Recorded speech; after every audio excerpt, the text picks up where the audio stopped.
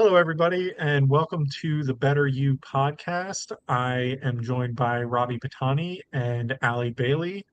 So today we're talking about men's mental health. There we go. Um, because June is also Men's Mental Health Awareness Month, um, which is pretty cool how we're double dipping on mental health in the month of June. Um, Great for us, I think.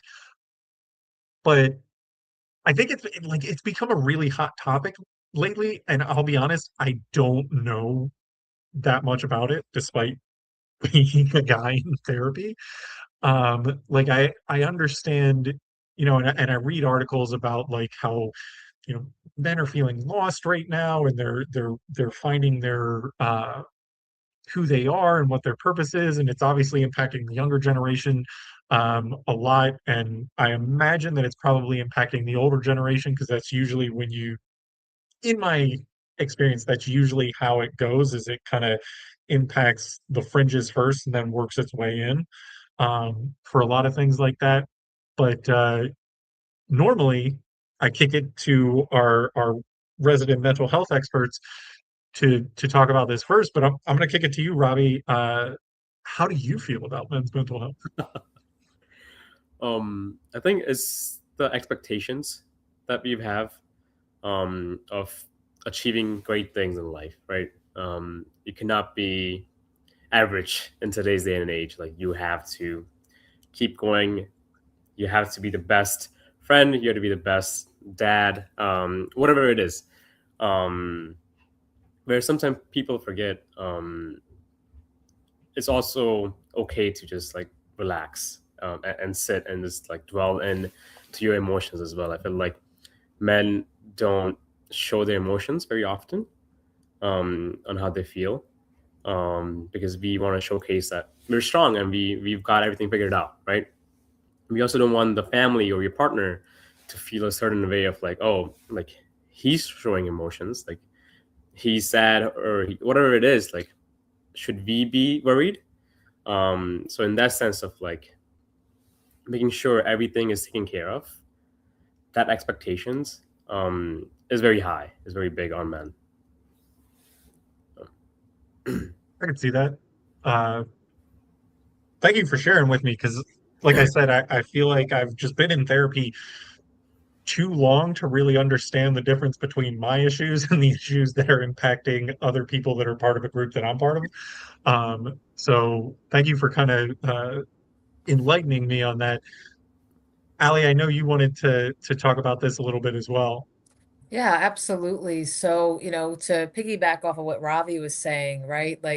Um, what kind of came up for me was the inability to describe like one's emotions. So, I'm very glad that, men's mental health awareness is this month in June. And I think that this is something we should discuss every single day. It's not just a topic for one day or one month or one week out of the year, right? But this is a continued conversation to be able to help men and others, that might be going through different challenges or difficult mindsets, right? So, what Robbie was describing was alexithymia. I don't know if either of you have heard that term before.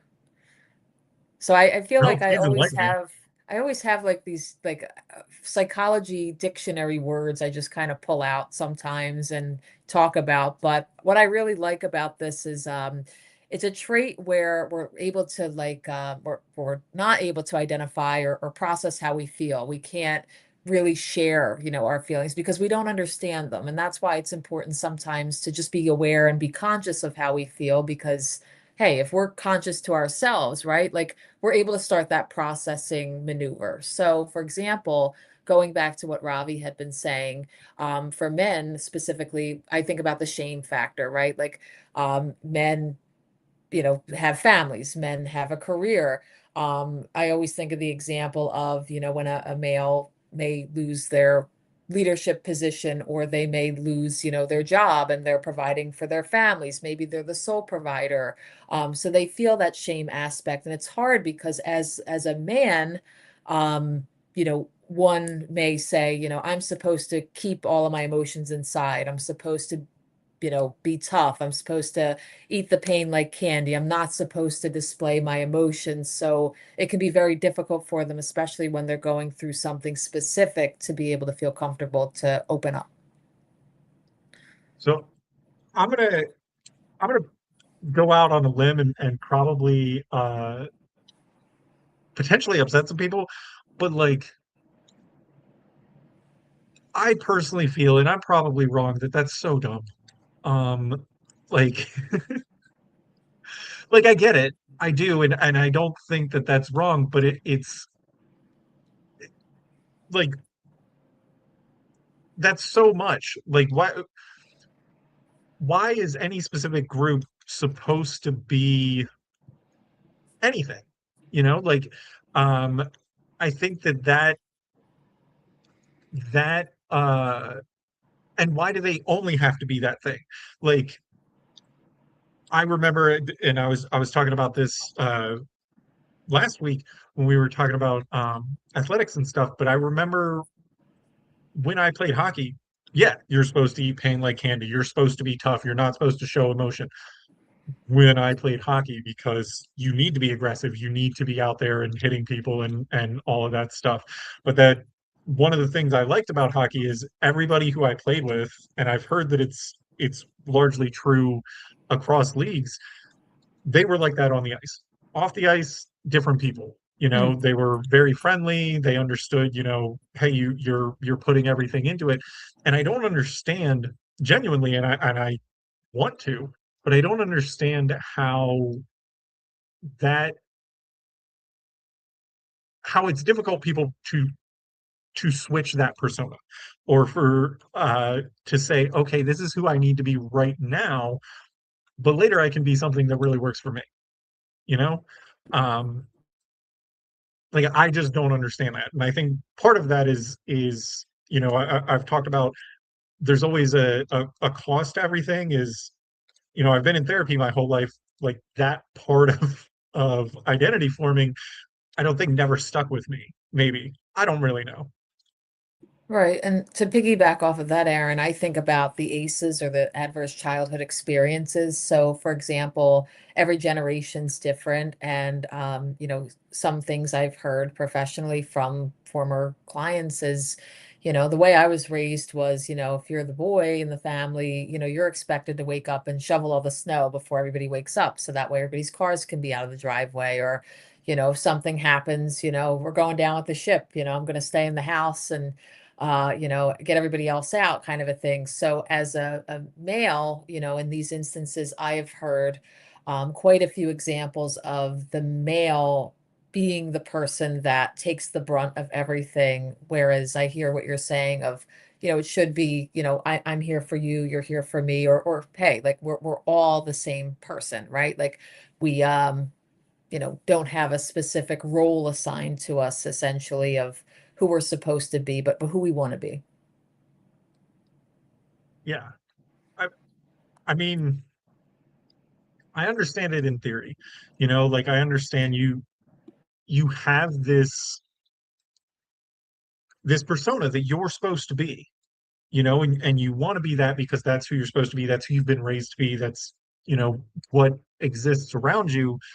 Um, but I also have to go back to, one of the things I learned very, very early on in therapy and has always stuck with me is when you're unhappy or when you're struggling, take the time to to say that to yourself and say, hey, I'm unhappy. Um, and like for me, when I've said that, and I've said that a bunch of times in my life, so it's not like a thing that I've done once, but when I've said that, it gives me a an onus to move forward. Onus is too big a word. A motivation to move forward. Because it's like, okay, I'm unhappy. Now it's on me to do something about it. Um, and I think that, and again, please correct me if I'm wrong. I'm really interested on your take on this, Ravi, because I think you have a much better understanding of this than I do. But I think that um, part of the identity that we associate with men is not letting unhappiness get to them, or not letting that affect them. And like I get that, but that's an unrealistic identity. There's other parts of it that we've talked about that I think are super realistic. And hey, if you want to incorporate those things in who you are and how you view yourself, absolutely. But we're all going to be unhappy at some point in our lives. That's just how it goes. And if we are unhappy, figure out how to fix it. I don't know. Maybe I'm wrong. Allie, I know you wanted to chime in.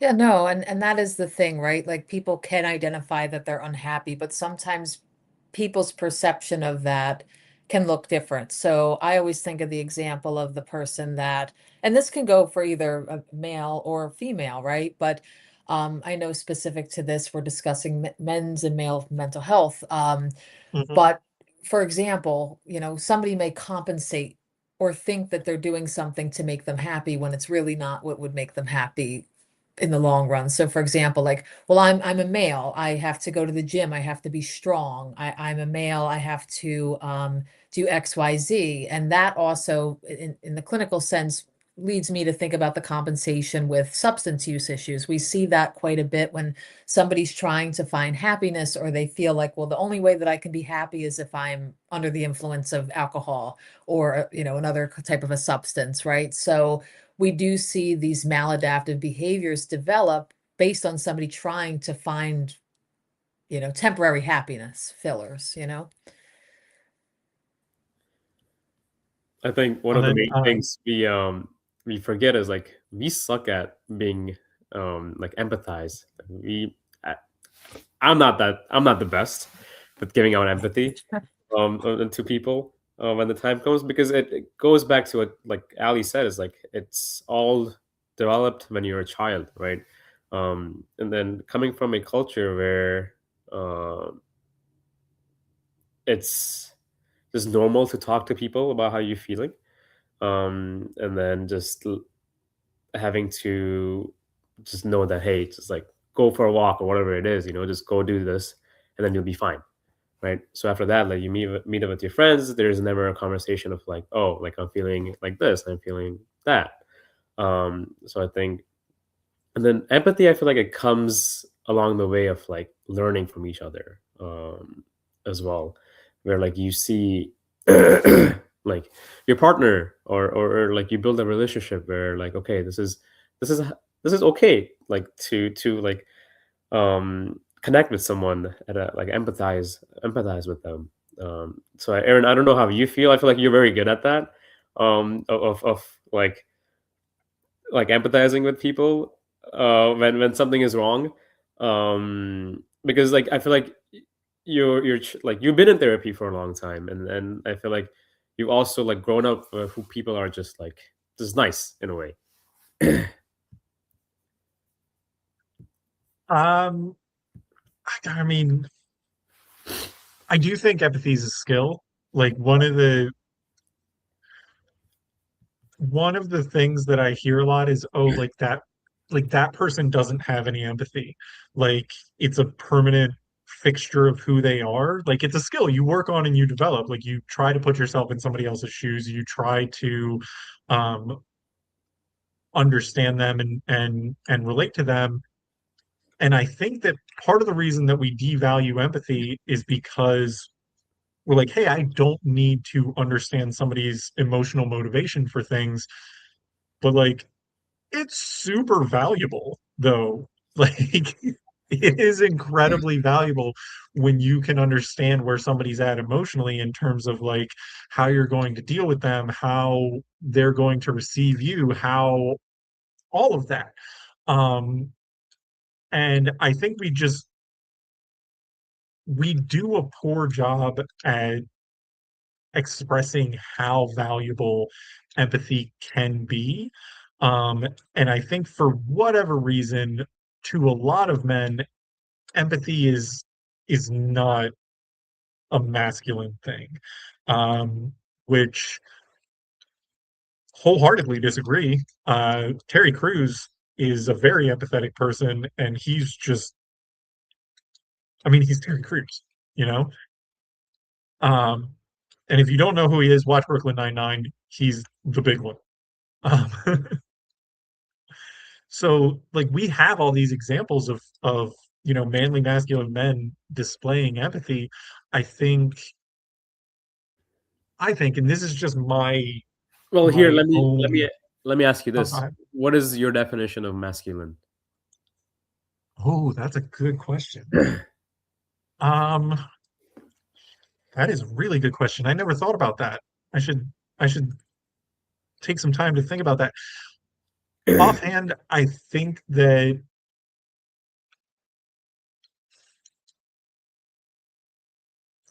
masculinity is really being,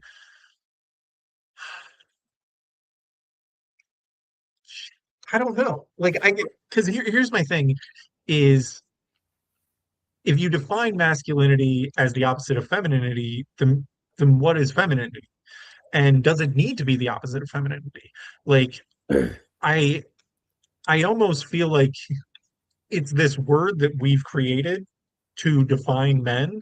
And as men have grown, we've kind of, and femininity on the other hand to define women, as we've grown as humanity, we've kind of learned the value that we see in evolution and in biology of variety, and this is strictly a theory of mine that I'm coming up with off the top of my head. So feel free to be like, that's so dumb.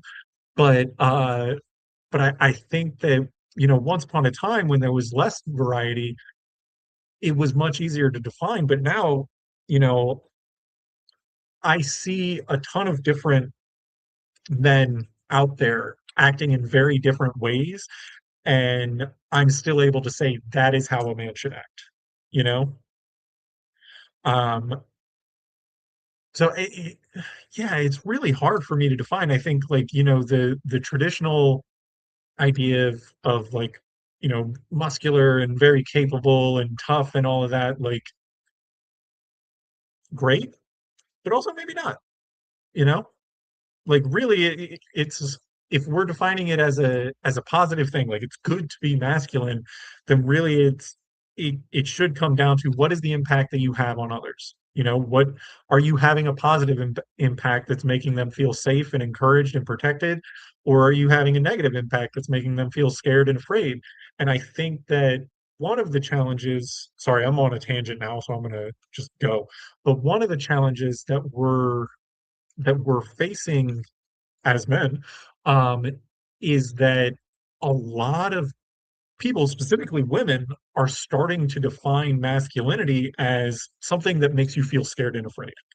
Um, and that is not a great thing to hear.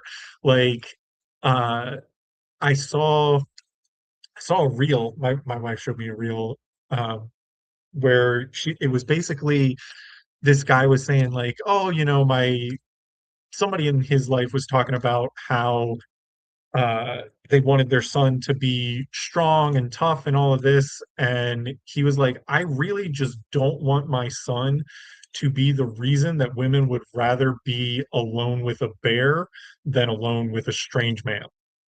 And I was like, yes, 100% on that. Like, that is absolutely like, we as men need to change that perspective of men. Like, that's a real problem. Sorry, I went off on it for a second. Go ahead. No, that's okay. Yeah, I've seen a lot of different reels of, different perspectives, but I think it's also because of the picture that had been painted for maybe a woman. Maybe if a woman's been in a very abusive relationship, she may see like, and even this goes for men too. Like men may see relationships as like, I don't want a relationship. I'm afraid, like that they might retreat versus go to a person. So, um, yeah, no, that's a really good point as well to bring up because life experiences, as we discussed, like the adverse childhood experiences, it can shape our thought processes for later on in life, whether we're both male or female, like the role that you're supposed to uphold as you grow older and things. But I wanted to touch back on the empathy portion really, really quick because, a part of recognizing that we can be empathetic is sometimes the lack of empathy that maybe we have, right? So for example, if somebody their whole upbringing, and this kind of just is an example that I've heard in professional conversations, but the son who was raised by a very strict father, dad would, make them do chores, dad would have a curfew. I mean, yes, parents have those things, but I mean like a very extreme case, right? So that son growing up, maybe had a lack of empathy and maybe saw in his relationships that, well, I don't understand why people retreat from me versus come towards me, whether it's with a partner, spouse, at work, friendships, whatever. So, with like coming to someone like us, like a clinician, they can work through like us doing like cognitive restructuring exercises with cognitive behavioral therapy. So what does it look like for you? Like what kind of empathy would you want coming in to have help, or mirroring exercises? So I'm going to be in this role play, be the person that's giving you the quote empathy, and then seeing how it comes back, because I think once we're aware that we are empathetic or we aren't, there's a lot of wiggle room to say I can improve on this, or hey, it's a continued conversation sort of a thing. Yeah. And I feel like we're very simple in terms of like what our needs and wants are. I feel like it's love, and then comfort and respect. Um, and I feel like any man would be at their best if they received all those things, either from their family or the partner or whatever it is. Um, and I think they will feel like happy in a certain way. And that's the same thing, right? It's your childhood, your upbringing, of um, who you become today or in the present. Yeah, I agree. Like fulfillment, like I think that's what we all want in different ways, right? Is to feel fulfilled. And sometimes people look to a job to feel fulfilled, a person, an experience. I think we've all heard where the terminology of, hey, like if I had this one thing, I'd think life is perfect, right? But it's a continued thing, to feel fulfilled. So respect, love, kindness, loyalty, those are things that aren't just given right then in the moment. It's something that's an ongoing thing. And I always relate it back to, especially when we're discussing men's mental health, like being loyal to yourself, respecting yourself enough to know what you need, and the different areas that you can go to improve upon whatever that is. And I think with social media, there's just so much out there where like, oh, you want to be that person, you want to be this person, this man looks like this, I want to look like that. But it's end of the day, we forget like it is you versus you. Yes. Um, do what you have to do rather than worrying about like what other men are doing. I think that'll be very helpful. And I think it will just make life peaceful rather than competing with something that's just not there.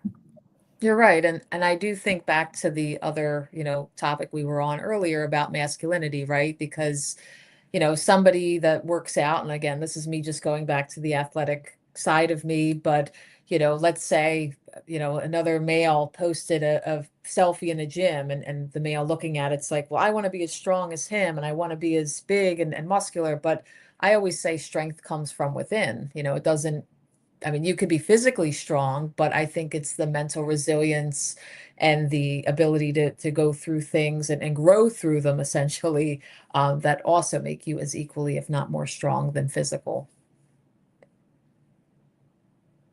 So that brings up again, I'm just kind of exploring this topic in real time.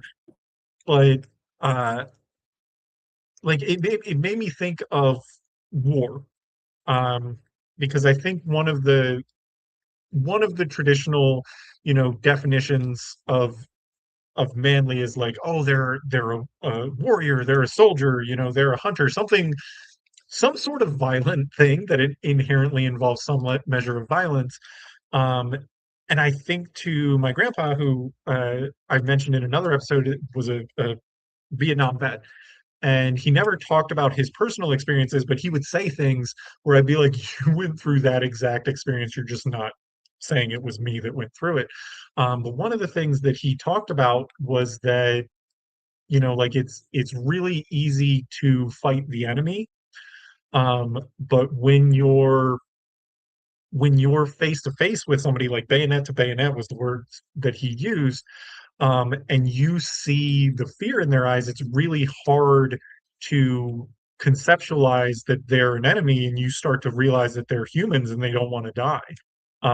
But he also said that, but somebody's walking away, like one person is walking away from that, and the other person isn't, and the person who realizes that fastest is usually the one that wins that scenario. And there's a part of me thinking about that, in that statement, in relation uh to masculinity, where I wonder if uh that is something that we have associated, because by and large men are soldiers at a much higher rate than women are. And I wonder if that part of it has uh has kind of filtered into the definition of masculinity, I'll say a little bit aggressively, um, because I'm going to make this assumption. Um, it's not easy to kill somebody.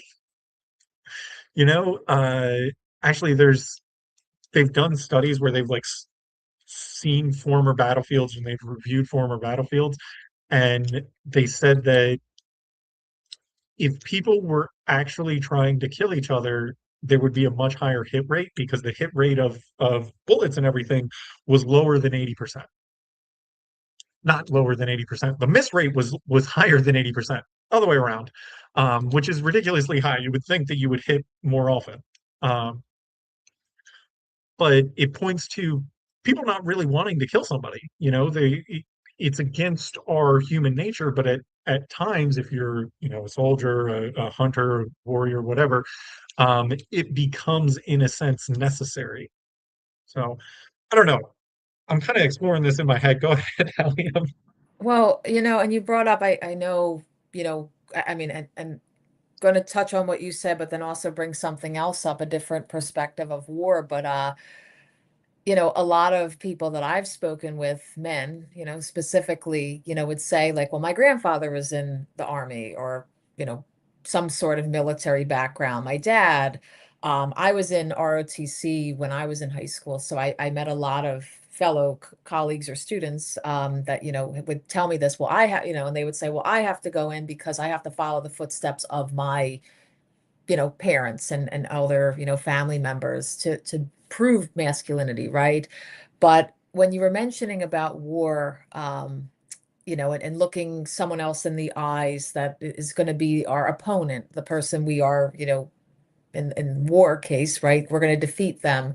I always think about, what about when we look in the mirror and we're at war with our own mind, our own self? And sometimes it's essential to defeat, or to kill that former self of us, because it's essential for our need of growth, right? Because a quote that I always like to see whenever I'm on my feeds, reels, TikToks, whatever it is, I see that you can't heal in the same environment that you were sick. And I think we've all may have been there at some point in our lives of, it was essential for growth to leave that house, to leave, whatever it is, right?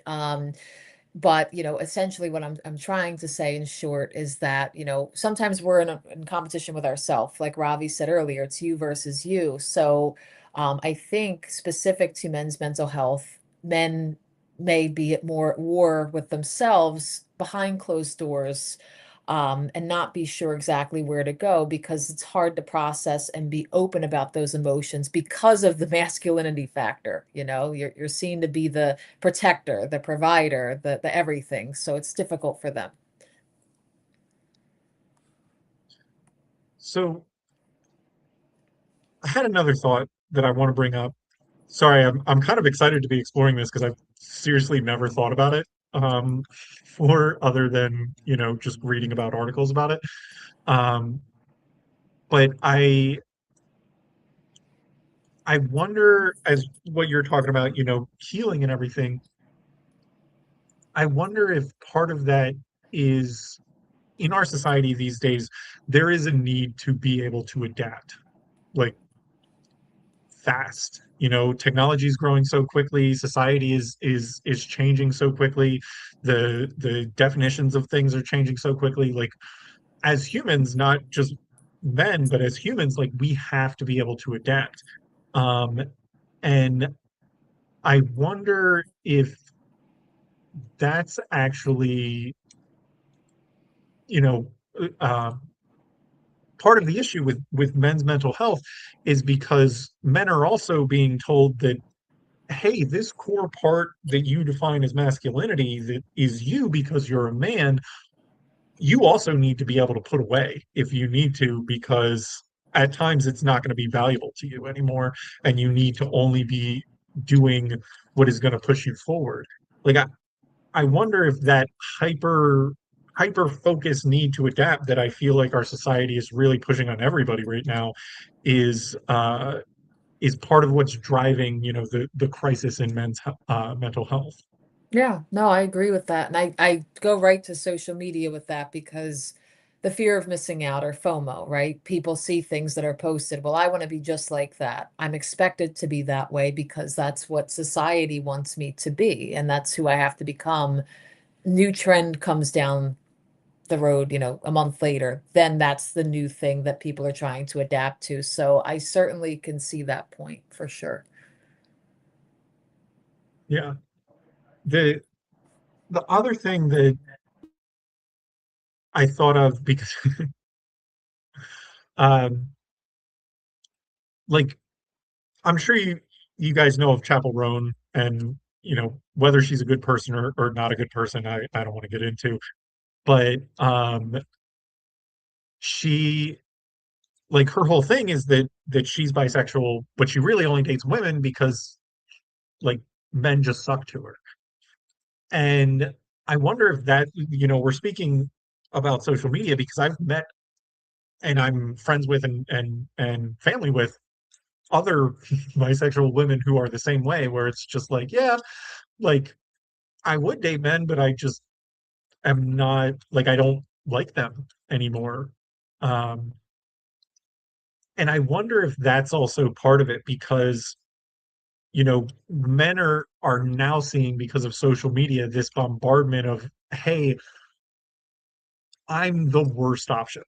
Like I'm the less good option. Um, and I wonder if that's also part of the mental health crisis because like why am I the worst option? I'm doing what I've been told I'm supposed to be doing, so why am I the worst option?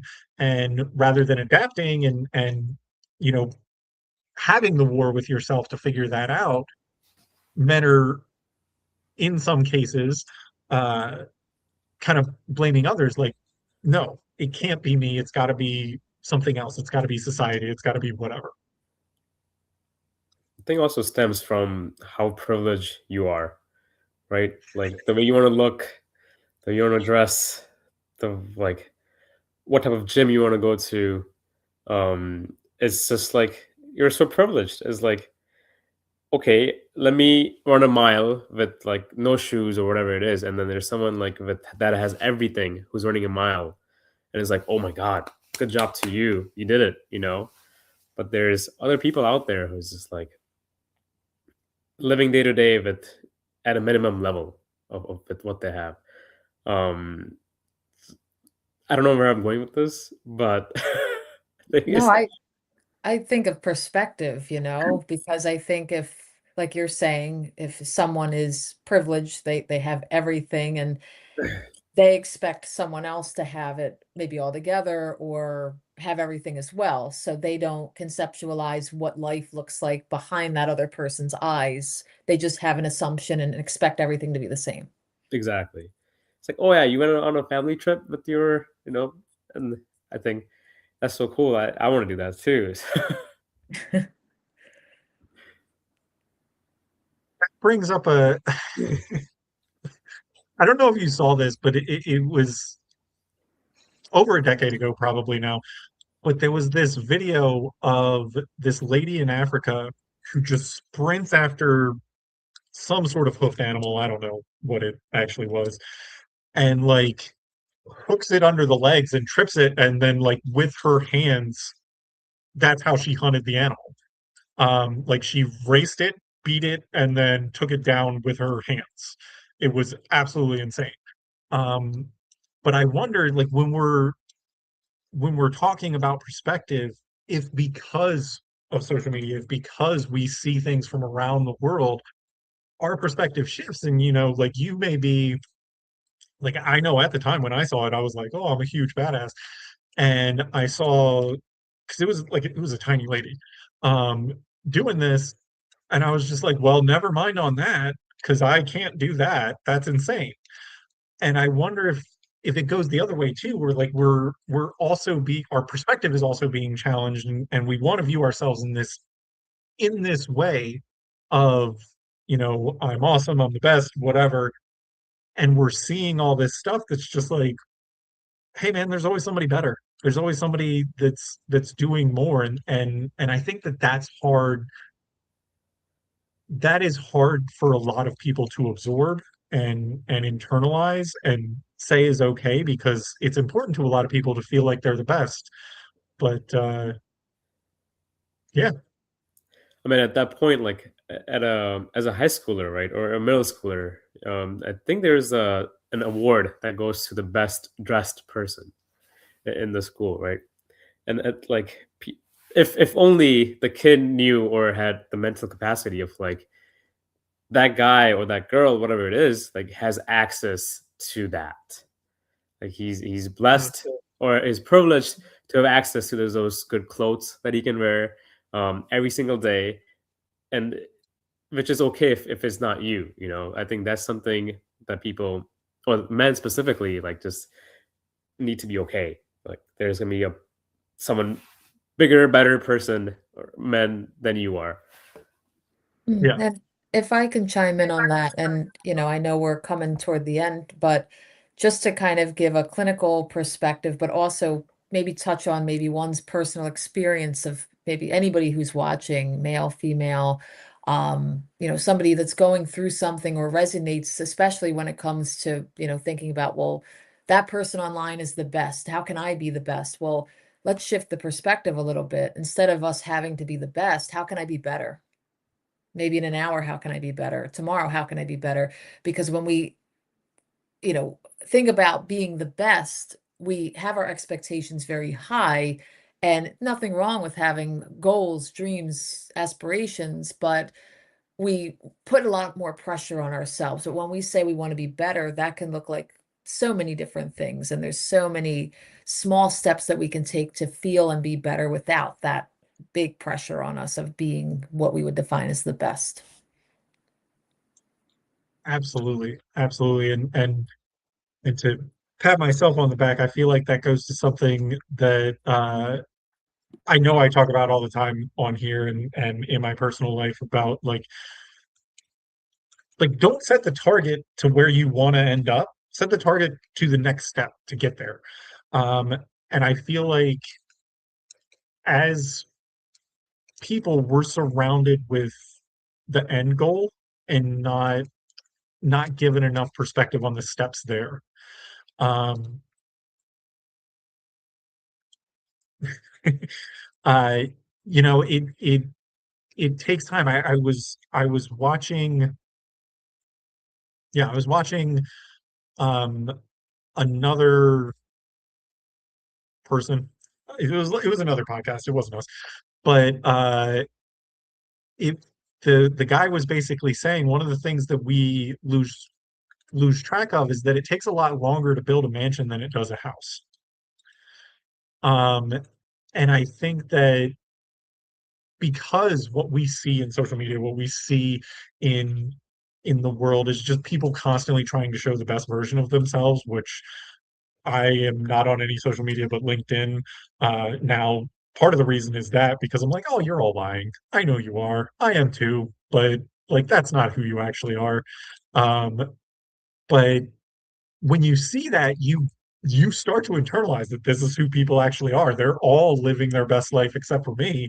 Um, and why can't I live my best life? And like you said, Ali, maybe it's just about living a better life. You know, your best life takes some time, and I'll be honest, I think you only achieve that in short bursts, you know, versus like you're always there. Yeah, yeah, So, no, absolutely. And it kind of goes into a story of a case that I worked on years ago. So when I was unlicensed, I would work under a licensed clinician, and we worked with a client that was always like, I can't wait to move out of my parents' home. I can't wait to, get to this point in my life. And mind you, this person was not an adult, they were a minor. And something that has stuck with me, it's like a part of my soul, engraved in my soul since I heard the lead clinician say it. But she's like, life is not about the big show. It's about the dress rehearsals that lead up to it. Because once the big show is done and you get there, there's nothing else leading up to it. So relate that to this, because if you're living a better life, you're living what you would say is your better life every single day. When you have those best moments, you appreciate them more and you're happier. yeah, yeah. I think it's what's the silver linings playbook? Like you when like there's always a silver lining, and if you're shooting for the silver lining, you have a shot at a better life. But if you're shooting for exactly what you want, it's always out of reach.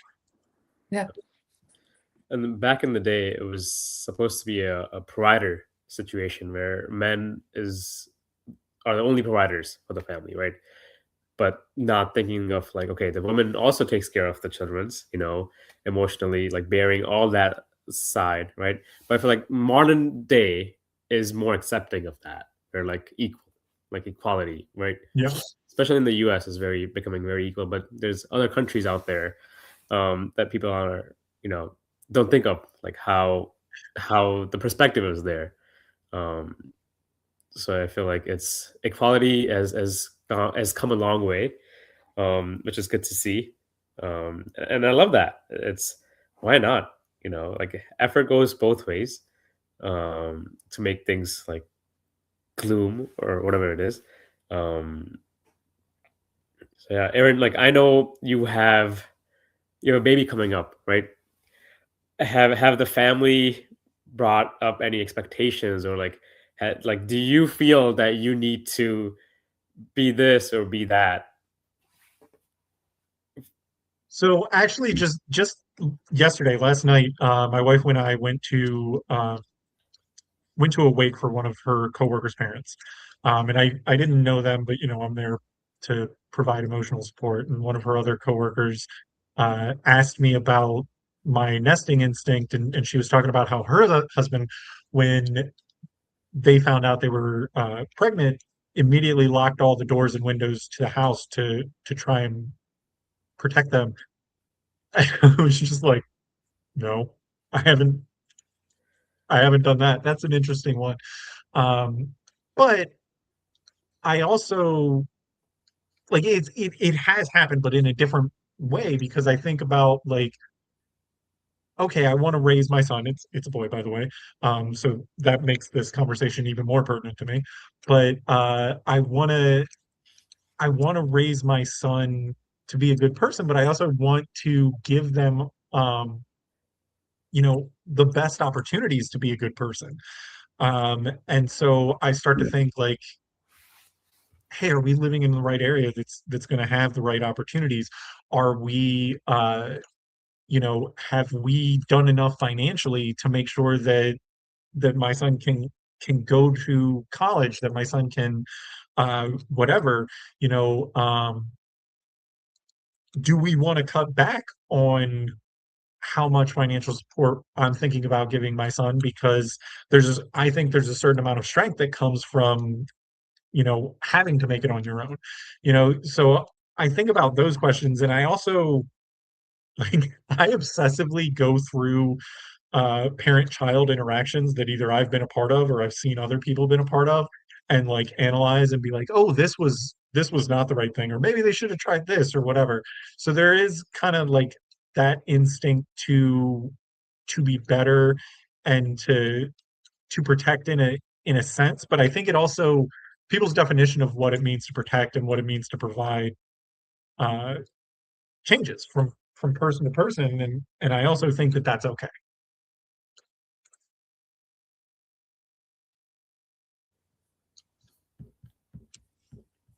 Ali, what about you in the sense of like, I know you have a brother. I know you're like, what was your thoughts like being the only like sibling who was a girl in the family? Well, and I will say, we grew up with a very great dad, but he was a bodybuilder years before we ever became came up. So as a child, and I laugh because I was 3 years old in the gym. Our godfather owned a gym right next to where we lived. So my dad, big heavy weights, he's like, eat the pain like candy. And I'm a little kid, like with my rattle weight. Like, why does he look so angry doing this? So part of my upbringing, you know, and I just say this, people say, well, when you're the daughter, the only daughter, you're treated like the princess, and XYZ. Me, I was more the tomboy. So growing up with a brother, like now I can talk about Spider-Man, I can tell you about GI Joes, I wasn't like just the Barbie daughter, so essentially, growing up with a dad that was very tough and um had raised me with aspects of male, of go, you got to go to the gym, you have to help me with the trash, all that kind of stuff. It brought in a lot of those male values to me, so that's why I can empathize, especially in our profession of mental health, that when males come to me or have spoken with me and said, I grew up with maybe a harsh upbringing, or there were a lot of expectations of me. I can understand where they come from. Like, you're not forced to be the um, male of everything, if that makes sense. It does. It does. Thank you for sharing. Yeah. Absolutely. Yeah, I think so. This is a personal gripe, and I'm gonna voice it. So, like, in my family, my grandma is Japanese, which I've talked about, and Japan is still very much, at least for my grandma's family, is still very much a land of primogeniture, meaning like the firstborn male is is the heir. Like they're the one in charge and everything like that. And I have older cousins, but they're all women. And so I was the firstborn male. And there was like I do remember that kind of expectation put on me of like whether you want to be a leader or not, you are the leader of this family, like all of this. And obviously F that, I'm not doing that. Like that was that was me when I was younger. And to a lesser extent, it's kind of me now with my family of like, you guys can lead yourself. Like if you want help, I'll help you, but you can lead yourself. You're all adults. Um, and also, I know that on my grandma's side of the family, like in Japan, there's been because of that mentality, there's been a lot of financial mismanagement by the firstborn male in our family, that has caused financial hardships for our family. Um, and so there's a part of me that's like, hey, it's good, but it shouldn't come with entitlement. Like I'm fine that that expectation was put on me, but it shouldn't come with a sense of, hey, because I'm the firstborn male or because I'm a male or whatever, I get to make the decisions because maybe you're not the best at it.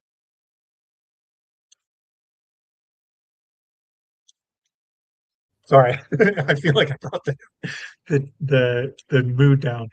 No, no. And I think that, and kind of go back to, expectations of, what a man thinks he should be or should not be. And it goes back to the vulnerability factor, right? Like I'm supposed to be the rock for my spouse or partner, my family, my friends.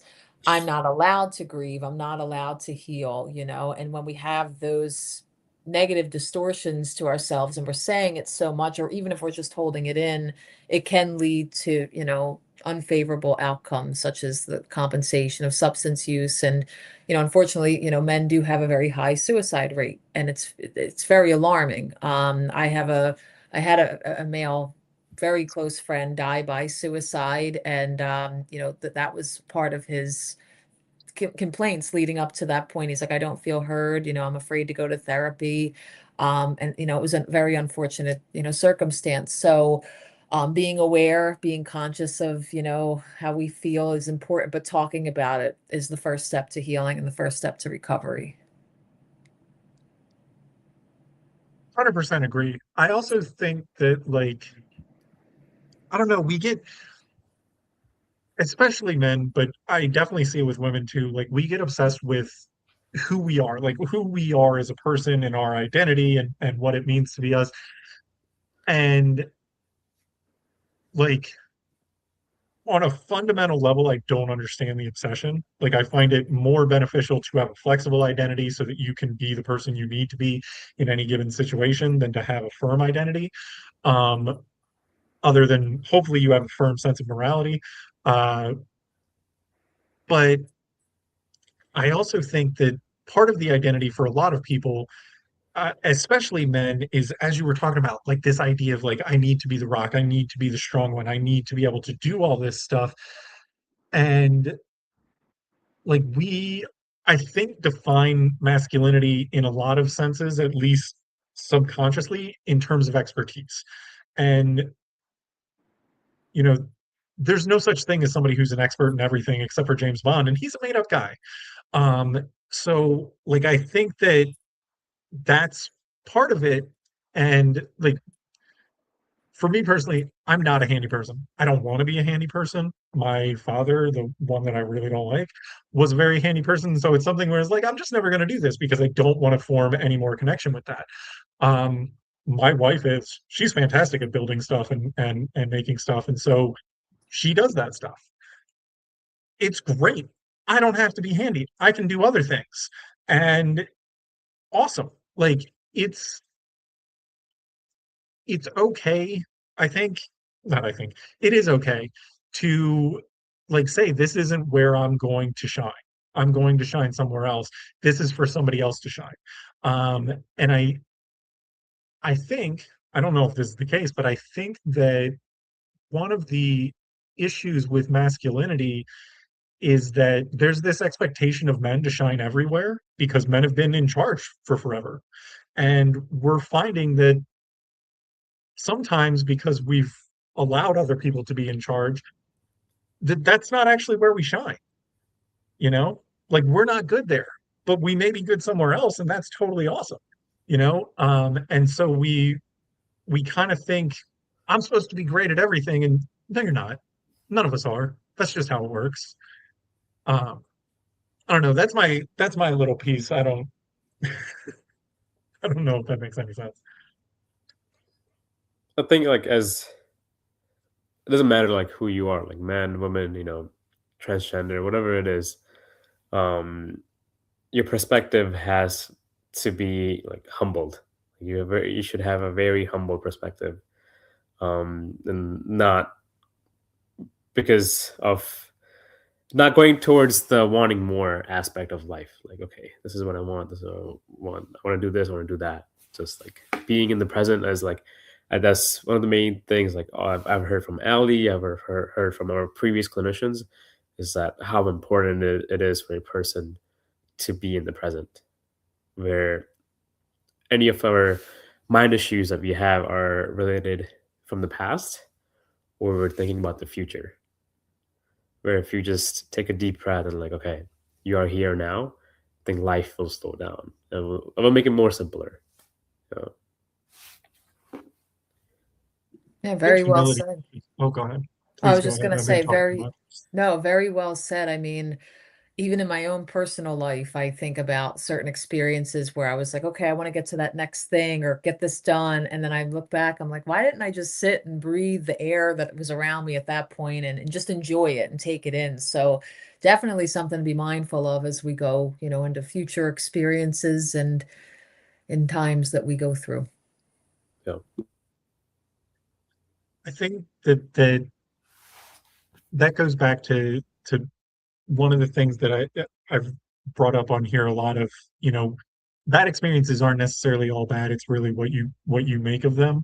And I think humility is a huge one for bad experiences. Like I can think of, I would say at least half a dozen different people where I couldn't stand them at a certain point in time.